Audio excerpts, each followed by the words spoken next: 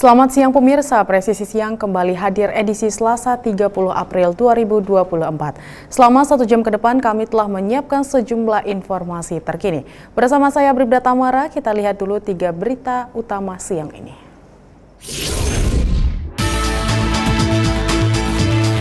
Mabes Polri menggelar rapat koordinasi terkait kesiapan Satgas dan Subsatgas pada pelaksanaan Operasi Puri Agung 2024. Operasi ini untuk pengamanan berjalannya gelaran International World Water Forum 2024.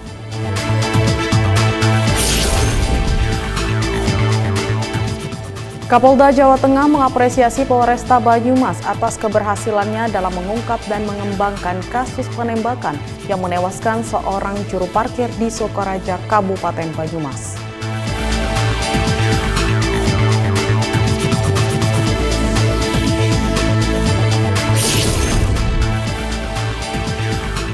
Peresmian layanan imunoterapi pertama di Jawa Timur oleh Letjen TNI Purnawirawan dan Kapolda Jatim.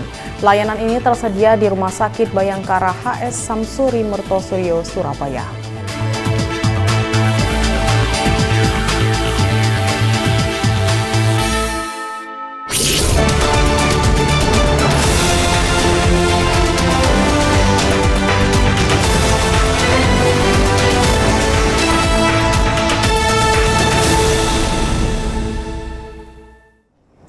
Kapolda Jawa Tengah Irjen Pol Ahmad Lutfi mengapresiasi Kepolisian Resor Kota Banyumas atas keberhasilannya dalam mengungkap dan mengembangkan kasus penembakan yang menewaskan seorang juru parkir salah satu hotel di Sukoraja, Kabupaten Banyumas.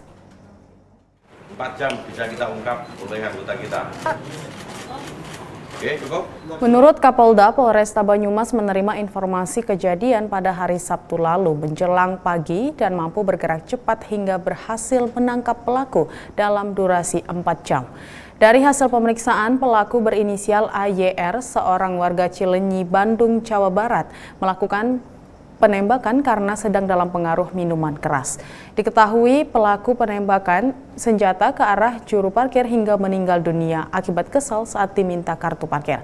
Selain tersangka, polisi juga meringkus 2 orang lainnya berinisial RN dan AK. Keduanya ditangkap karena menyediakan senjata api rakitan jenis revolver kepada tersangka.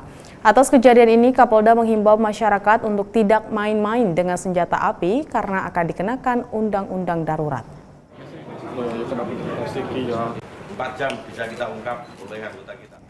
Polrestabes Surabaya mengungkap kasus narkotika jenis sabu dengan total 40 kg dan ekstasi sebanyak 26.000 pil.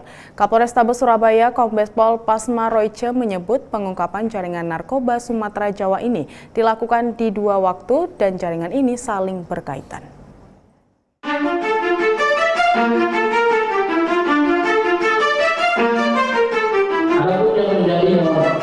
Modus dan motif pelaku yang dilakukan oleh para tersangka dengan melakukan berpindah-pindah dari hotel satu hotel yang lain, di mana pada saat suasana momentum arus mudik ini digunakan oleh para pelaku untuk melalui petugas, di mana tersangka berperan sebagai kurir dan mendapatkan komisi kurang lebih 5 juta rupiah sampai dengan 15 juta rupiah. Ini sebagai bentuk komitmen Satgas Narkoba Polrestabes Surabaya yang akan terus melakukan perang pencegahan terhadap peredaran narkoba khususnya yang ada di Kota Surabaya. Ini merupakan satu komitmen untuk kita melakukan pemberantasan.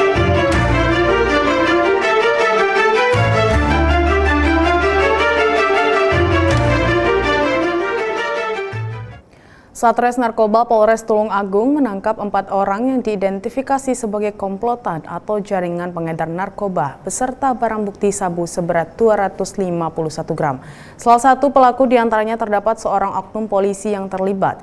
Kapolres Tulung Agung AKBP Teguh Arsyah Hadafi akan terus berkomitmen dalam memberantas peredaran narkoba khususnya di wilayah Kabupaten Tulung Agung. Hari ini kami dari Polres Tulung Agung terutama dari Sat Narkoba Polres Tulungagung akan melaksanakan kegiatan rilis di mana kami akan mengungkap terkait dengan 2 peristiwa.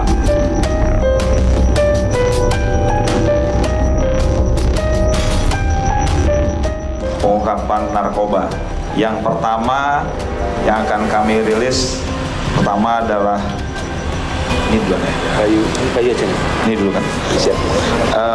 Terkait dengan hasil ungkap narkoba pada tanggal 17 April 2024, di mana pada perkara ini terjadi di wilayah Boyolangu, di mana kami dari pihak Sat Narkoba Polres Tulungagung mendapatkan informasi terhadap seseorang yang kemudian diketahui mencurigakan, kemudian dilakukan pengamanan dan diketahui yang bersangkutan atas nama AM alias Pelolong, warga Sidorejo, Kauman, Kabupaten Tulungagung. Pada dirinya ditemukan 1 buah poket berisi metamfetamin atau sabu dengan jumlah 0,3 gram. 0,3 gram. Kemudian kami melakukan pengembangan dan kemudian diketemukan pipet kaca, sedotan, tutup botol, dan handphone serta sepeda motor. Dari diri saudara AM ini kemudian kami kembangkan dan ternyata saudara AM ini berencana menggunakan bahan psikotropika tersebut bersama-sama dengan oknum anggota Polri, yaitu saudara DW. Sehingga kemudian kami melakukan pengamanan tentunya dari Sipropam, mengamankan saudara DW, kemudian kami melakukan pemeriksaan. Berdasarkan hasil pemeriksaan kami diketahui bahwa mereka sebelumnya sudah pernah menggunakan bersama, dan kemudian kami lakukan pemeriksaan. Untuk saudara AM, pemeriksaan saat dilakukan cek urin negatif, masih negatif, dan saudara DW juga negatif. Kemudian saat ini saudara AM kita dan saudara kami proses dengan pasal 112 Undang-Undang Nomor 35 Tahun 2009, dan saudara DW sama juga kami kenakan pasal 112 dan 127. Saat ini untuk saudara DW kami lakukan di penempatan khusus dikarenakan saat ini yang bersangkutan selain kami proses terkait dengan psikotropika yang ditemukan di saudara AM, kami akan juga kenakan terkait dengan aturan internal kepolisian, yaitu terkait dengan kode etik. Ditres Narkoba Polda Kepulauan Riau menggelar konferensi pers pengungkapan 3 kasus tindak pidana narkoba selama periode Januari hingga April 2024.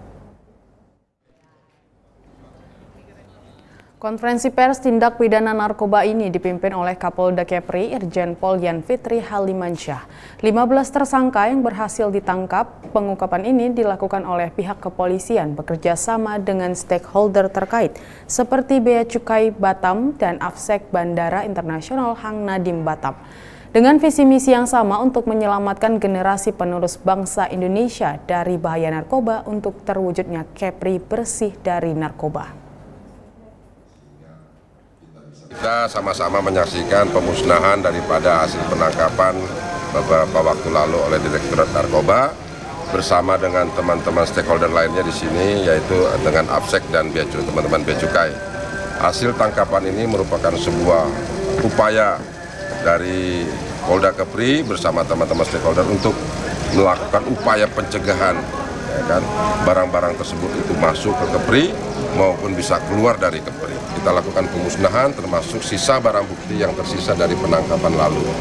Itu dari 6 tersangka ini tentunya kita memperoleh sebuah pembelajaran bahwa para pelaku ini rata-rata baru melakukan tindakan ini ada yang 1 kali dan ada yang 2 kali. Artinya di sini ada rekrutmen baru, orang-orang baru yang digunakan dimanfaatkan untuk membawa barang-barang ini keluar dari Ditreskrimum Polda Banten mengungkap kasus perburuan badak yang terjadi di Taman Nasional Ujung Kulon, Pandeglang. Polisi berhasil mengamankan 2 tersangka, di mana salah satu tersangka berinisial N berperan sebagai pemburu dan telah mengaku menembak mati 6 badak berculah 1 untuk kemudian dijual hingga ratusan juta rupiah. Jadi, berdasarkan pengakuan saudara N yang berburu tersebut, yang bersangkutan sudah mengakui menembak mati 6 badak berjula di TNUK. Baik, rekan-rekan media, awal pengungkapan ini merupakan hasil pengembangan penyelidikan yang dilakukan oleh penyidik Subdit 3 Jatan Ras Polda Banten yang berawal adanya laporan polisi dari TNUK terkait hilangnya kamera trap di TNUK. Kemudian dari kamera trap tersebut dapat kita rekaman bahwasanya ada sekelompok orang yang membawa senjata api yang diduga melakukan perburuan satwa liar yang dilindungi, dalam hal ini badak. Kemudian dari hasil identifikasi wajah kita dapat mengidentifikasi pelaku atas nama N yang bersangkutan sudah berhasil kita amankan, yang mana sekarang prosesnya sudah sampai dengan memasuki tahap persidangan di Pengadilan Negeri Pandeglang.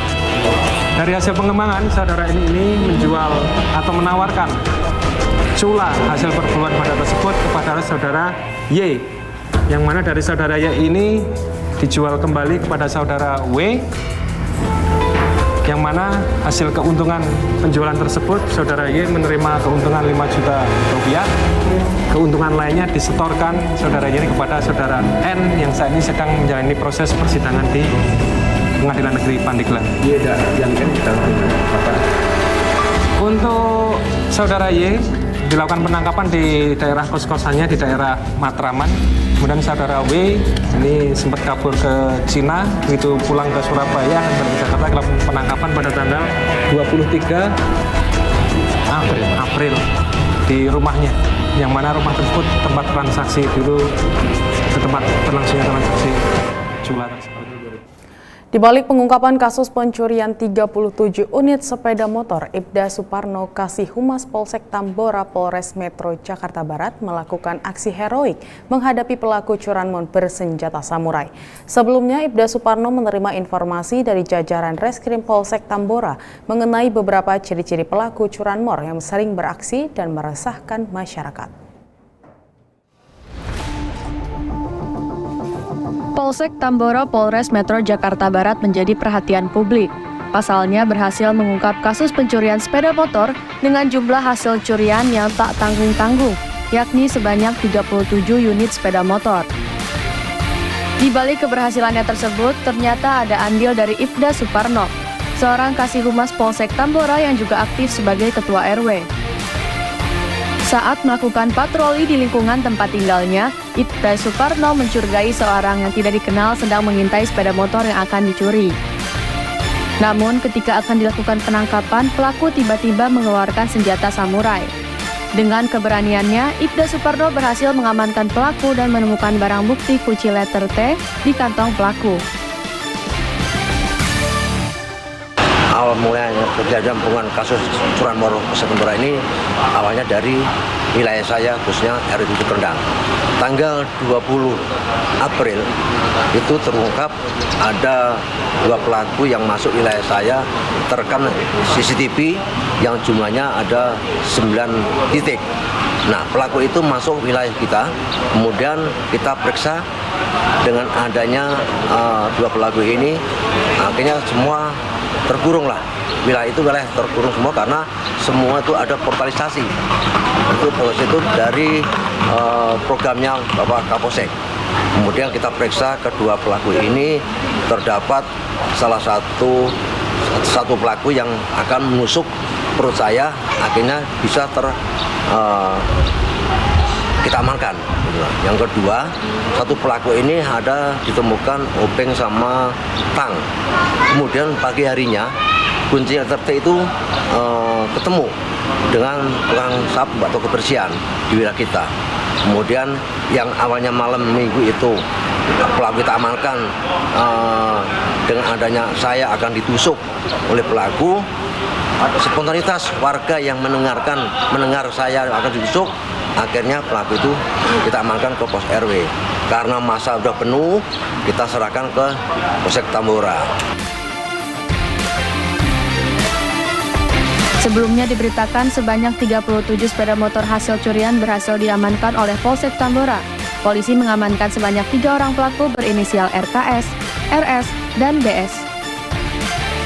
Dari Humas Polsek Tambora, Jakarta Barat, melaporkan untuk Polri TV.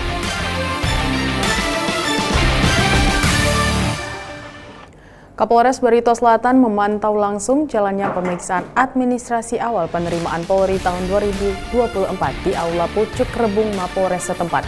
Informasinya akan kami hadirkan setelah jeda berikut ini.